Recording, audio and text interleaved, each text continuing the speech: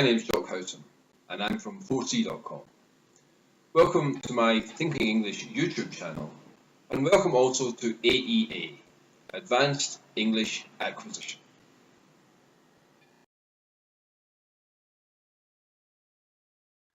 With Advanced English Acquisition, learning English is as easy as ABC. We have 3 tracks, but the track we are interested in today is Track B, Business English. Business English, Practical Skills and Language. This is video 2, and today we are focused on leadership. But let me explain how it will work. In the pink section on the left, you will find interesting words and phrases. In the blue box, we will have some important questions, and in the black box, that's where you'll find videos and images like the one appearing now. So that's the way the whole setup will work, but in addition we will have these things, blue screens. When you see this blue screen, feel free to pause the video and read through the material which we don't have time to discuss in detail in the video itself. There's a lot of material, a lot of information, and we simply don't have time to talk about it all. So when you see a blue screen, please be prepared to just read it yourself. However, it's all about learning, and what we have here is AEA's preferred method of learning vocabulary, for example, which is 4 stages. Try to work out what it might mean, look at a word or a phrase, and try and think about it and work out what it means if you can. If you can't or you're not sure, then look it up, but look it up in an English language dictionary. If you look it up in a native language dictionary, you will remember it in your native language. If you look it up in an English dictionary, you will remember it in English. Then, when you're happy you understand it, write a sentence using the new word or phrase. And then as soon as possible after that, try to use the concept in English conversation as soon as possible. Try to find someone to talk to and use the new vocabulary that you have learned. The only way to learn vocabulary is to use vocabulary. So today we're looking at leadership. And we're going to ask you some important questions, such as what does leadership mean? Here's our first blue screen. These are the dictionary definitions of leadership. There are 3 different segments there. We don't have time to go through it all. We don't have time to talk about all the synonyms. But for us, the important stuff is the business English use of leadership. So there are 3 sections here as well. Being at the head of an organization or group, directing its operation, that's leadership. Leadership is also the personal quality of being able to convince people to follow you. And then the more general use of leadership as a noun, the people responsible for managing a group or organization. So the management team of a company or a corporation is usually called the leadership. But what does it mean to lead? To lead is the verb that the word leadership is based on. As you've probably realized by now, some of the shorter words in English can be very tricky. So we use the verb to lead to mean at least 14 different things. We don't have time to go through them all here, but feel free to pause the video and read them. The important information here is right at the top though. To lead is an irregular verb. It's not very irregular like some verbs, but the past tense of to lead is led, and that's what makes it irregular, and that's very important. We'll talk about that more in a moment. But again, in terms of business, the verb to lead is used in 3 different ways.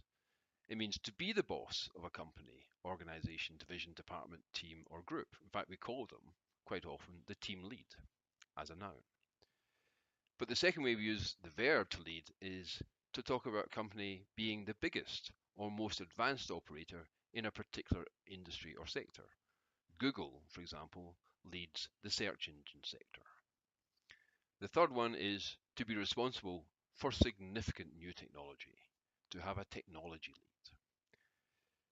What about the noun though?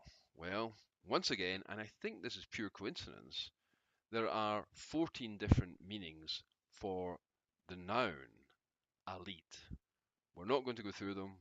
Please pause the video and have a look at it if you want. It does get very complicated. So, as far as business is concerned though, what is a lead and why do we care? Well, a lead is someone or something that may be useful, especially a potential customer or business opportunity. So if we go to a conference, meet someone interesting, exchange business cards perhaps, that person could be a lead. Or we can have a lead. We have an advantage over our commercial competition in cost, volume, or technology. And a lead, this is almost the way the police use the word, is information, which may be good for us in the future. Here's another blue screen, and actually we'll talk about this in a little bit more detail. So I lead is the present tense, and I led is the past tense, as we've seen. So we mentioned it earlier on, this is irregular. If we looked at the word to want, for example, the verb to want, it'd be want and wanted instead of I lead and I led. We might expect it to be leaded, but it's not. However, the word leaded does exist in English, so try not to get confused. Leaded actually talks about windows or roofs or gasoline, and lead, which is what it's talking about, is a chemical. It's a metal, a very common metal in the earth. So if you see the word leaded written down somewhere, it is not the past tense of to lead. It's talking about the chemical element lead, which unfortunately is spelt the same way as lead. There are also some writing problems in this area. This is a bit of an unusual thing. We have I lead, spelt L-E-A-D, and I led, spelt L-E-D. Unfortunately, in English, the letters L-E-D have another meaning. Now, to be perfectly honest, it's unlikely that you're going to get too confused, but an LED is actually a light emitting diode. It's a light, you've probably got them in your house, and they're called LEDs. So they're pronounced completely differently, but they're written in exactly the same way.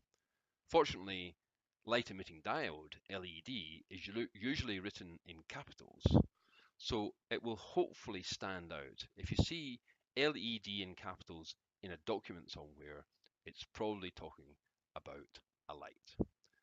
So now though, let's talk about what is leadership. In the box on the left, there's some exciting words for you. Let's watch a quick video.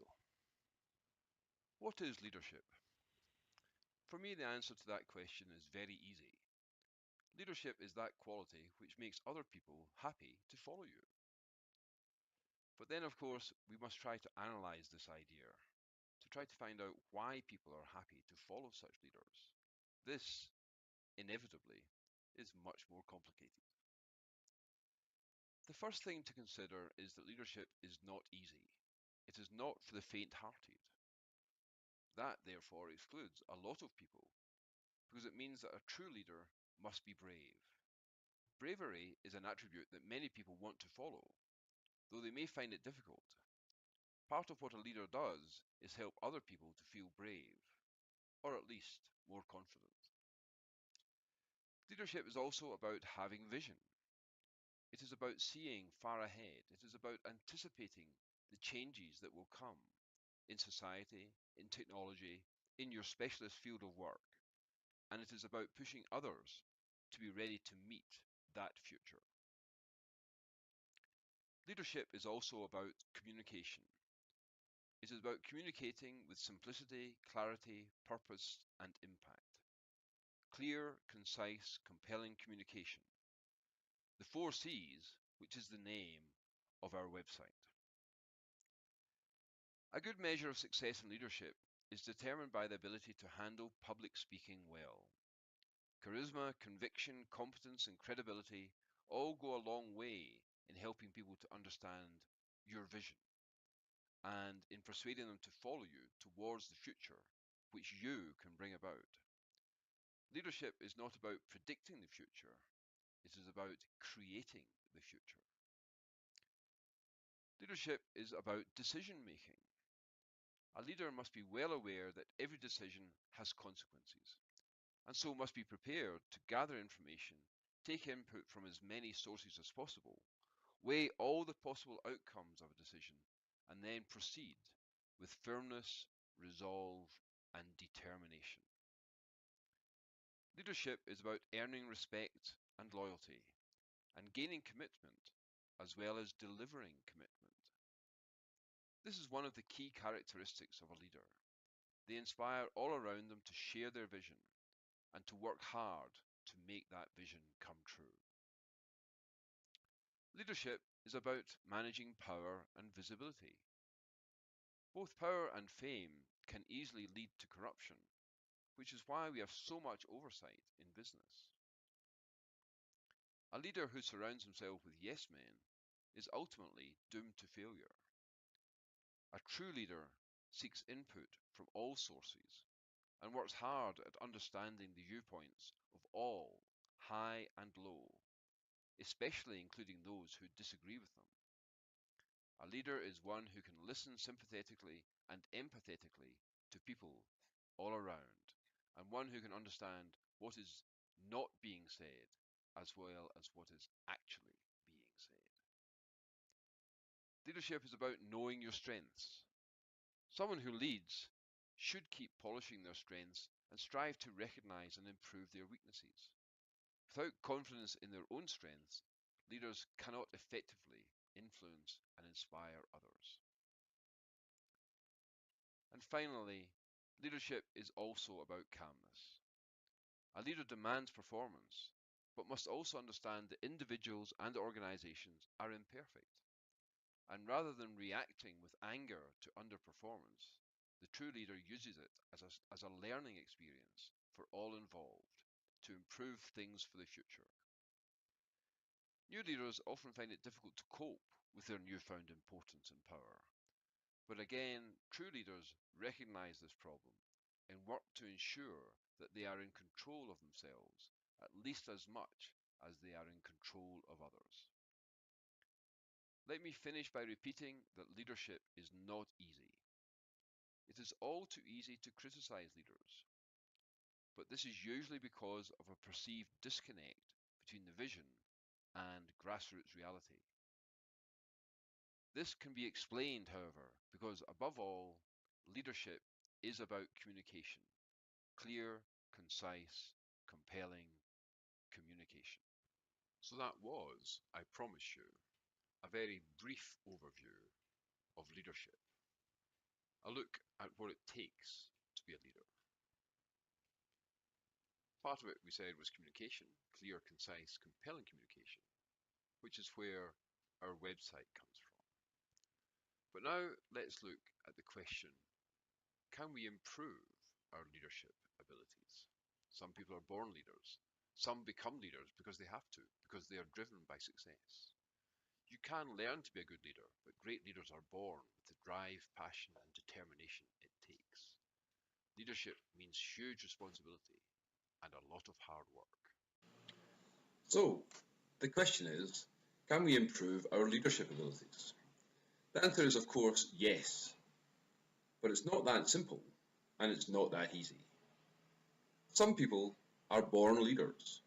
They naturally take the lead, and people naturally tend to follow them. They are called commanding, and that's what they naturally do. Of those, some use their talents as little as possible, because they do not wish to impose their ideas on others, and they tend to use persuasion rather than command. Others do use their leadership abilities because they believe that what they want is right and good. Sometimes, of course, this is not true. Other people use this ability because they know they can use it to their own advantage, usually for power or money, and often both. So, how about you? Are you a leader? Just ask yourself this question. Do I find it easy to get other people to do what I want them to do? Not all leaders are natural leaders. Some people become leaders because they believe it will make them rich and powerful, so they drive themselves to become better leaders, even if it is not natural to them. Some succeed. In fact, all leaders drive for continuous improvement, an idea we will look at in more detail shortly. The problem is that leadership is a mixture of natural talent and skills. You can learn the skills, but those with natural talent will usually remain a stronger leader than you are.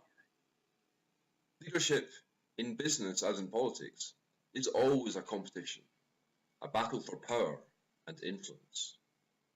Leadership is about achieving maximum influence, for good or ill. But all this does mean that you can practice the skills of leadership. And as with English, the more you practice, the better you will become. So what skills can you practice?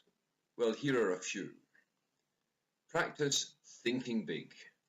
Leadership is always looking at the big picture, which means also practice thinking wide. Think across a wide panorama of possibilities. But also focus on reliability. Practice reliability. Work hard and always make yourself available. Practice the right attitude. Act positive, even if you feel negative. And then there's cooperation. Volunteer to help. This will get you noticed. Then there's argument. Work on improving your ability to argue logically and strongly, but calmly and peacefully. And also work on trading influence and on working together. Work on your negotiation skills. Overall, though, the idea is to get recognized, become the go-to guy. The thing to remember, though, is that though leadership seems attractive, usually because of its perceived links to success, leadership itself is always stressful. There is huge responsibility and constant pressure to perform. And in business, unlike in politics, failure is always punished. We will look in more depth at the idea of success a little later, but if you want to become a leader, ask yourself this question. Am I prepared to accept the pressures and workload which leadership always represents? For now, though, having seen that it is possible to improve our leadership skills, let's look at what we can do to improve them. For that, here is some excellent advice from success consultant Tracy.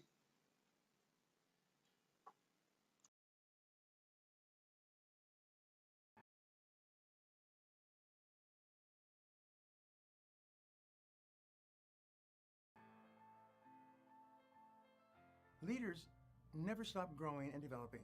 They have the capacity to keep themselves from falling into a comfort zone, the great danger area of success, and they are lifelong students.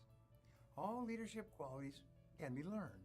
The hard part is identifying the qualities that you must learn to succeed as an effective leader.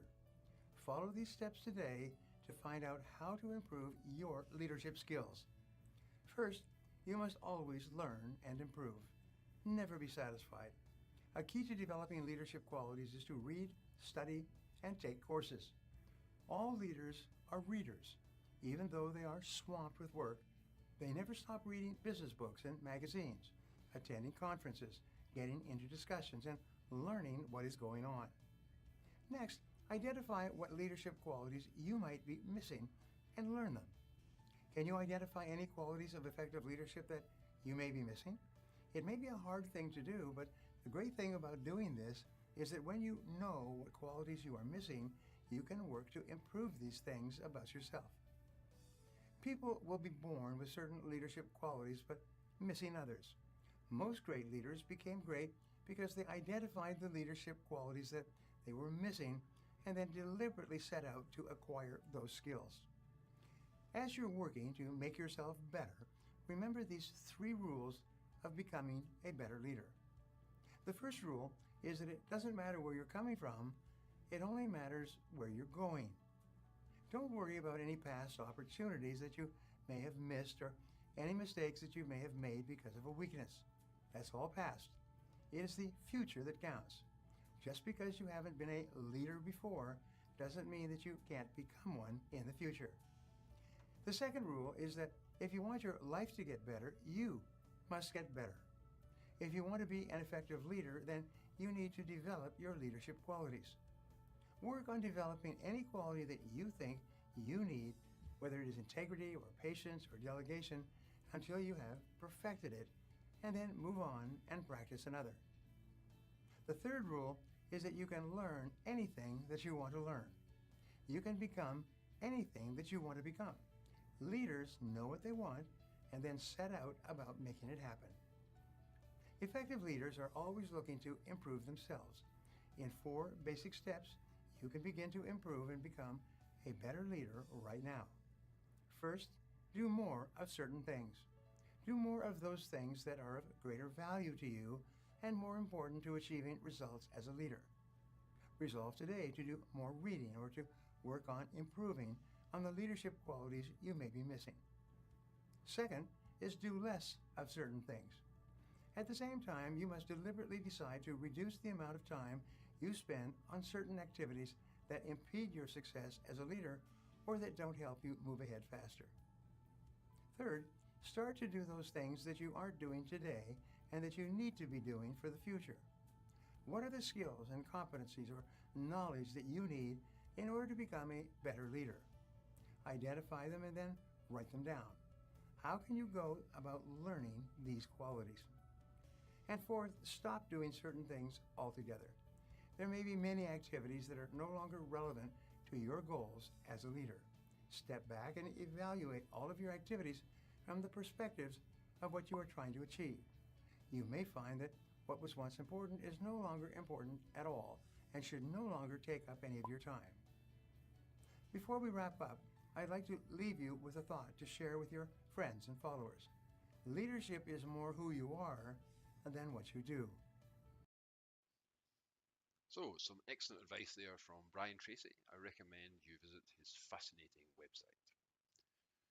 We've been looking at how we can improve our leadership skills, but there's another question we need to think about. So the next question must be, should we improve our leadership skills? The answer to that may seem straightforward because, in general, any personal improvement, especially in business and business English, is surely to be encouraged and valued. However, on a deeper level, some serious questions must be considered. The first of these is, what do I do now, and do I enjoy it? The problem is, by focusing on leadership, you move away from your core skills, your training, and your experience. If you like your current job, are you sure you want to move away from it to become a leader? For some, leadership is a primary goal, but for many, it just happens to them through seniority, ability, and availability. And this is not necessarily good. It may mean more money and better prospects. But if you enjoyed being an engineer, for example, and now you hate being a manager, then perhaps this is not the right track for you. Another thing to consider is the question, what is success? For many, this means higher salary and a better pension, more security and comfort for the family. But why do we measure success in terms of wealth? Surely having a comfortable life where you can look after yourself, your family and their health and welfare while avoiding too much stress and pressure, and a workload which keeps you in the office on the road for far too long, is perhaps a better solution. So another question to ask yourself is this: would I rather measure success in terms of money or in terms of happiness? Or have they become, for me, the same thing? And the final question is this: What do I really want from life? If your answer is money, power, and fame, and you're happy with the effort and sacrifice which that will require, then perhaps the pursuit of leadership is right for you. But think carefully and choose wisely. Leadership can be a hard, hard road. One last thing. If you do decide to go down the leadership road, then remember the following rule. Don't hope, decide. Don't hope to achieve something, decide to do it. Decide how to do it, and then decide to actually do it, to actually make it happen.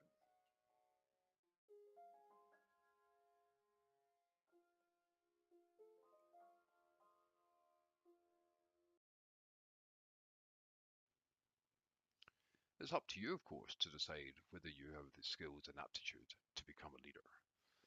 But we're concerned with a much more important question here. Should we improve our English skills? Of course, the answer to that, I hope, for everyone, is yes. So, let's get on with it. Let's begin. Here is some vocabulary that I think you'll use for the next exercise. Knows office politics. A good manager, a good leader will understand how office politics works. A good leader sees the big picture. A good leader is passionate, driven, focused, reliable, a good planner, influential, innovative, impressive, and subtle. So now, your job is to make sure that you understand each of these words, because you're going to need to know them, understand them, and be able to use them for the next part of this video, where you face a bit of a challenge. So, the idea behind this video is to help you to learn to use and understand business English. And to do that, we have to give you a challenge to make sure that you can use all this exciting vocabulary. So here we have first part of a 5-part challenge. Read an English language article on some aspect of leadership and make sure you understand every word. Find an article in a magazine or online, but it has to be a written article, not a video that you might watch. Now, of course, we have AEA Challenge 2. After you have read the article you found, the challenge is to write a synopsis of the article, explaining exactly what it's about and expressing your opinions, making sure people would understand what your ideas are on the subject. After that, you can move to Challenge 3. This time you read your synopsis out loud, concentrating on speaking loudly, slowly, and clearly. Most importantly, however, you record yourself, either using your voice recorder on your phone or the system on your laptop at home. Then comes the 4th part of the challenge. Listen to yourself reading the synopsis and try to spot any problems. Think about your voice, think about your accent, think about your pronunciation, and think about the smoothness of your delivery. Think about it, try to spot any problems, and then try to improve on it. Record yourself again. And then there's Challenge 5. Once you've read the article, written the synopsis, spoken the synopsis out loud, and then tried to improve your reading and delivery of the synopsis you've written. Take all that information, run away, hide in the bathroom, because there's always a mirror in the bathroom, and stand in front of a mirror and explain to yourself what the article is about and your opinion of it. But do this without any notes. Do not take a copy of your synopsis with you. This is helping you to move your written and spoken vocabulary into your natural language. If you want more information about Advanced English Acquisition, AEA, just go to our website, www.4c.com. And if you want to get hold of me, that's very simple. I'm Jock at 4c.com.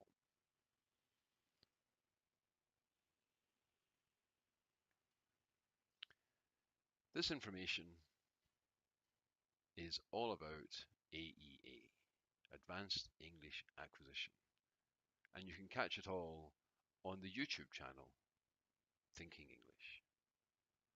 I look forward to presenting you with some more challenges in the near future.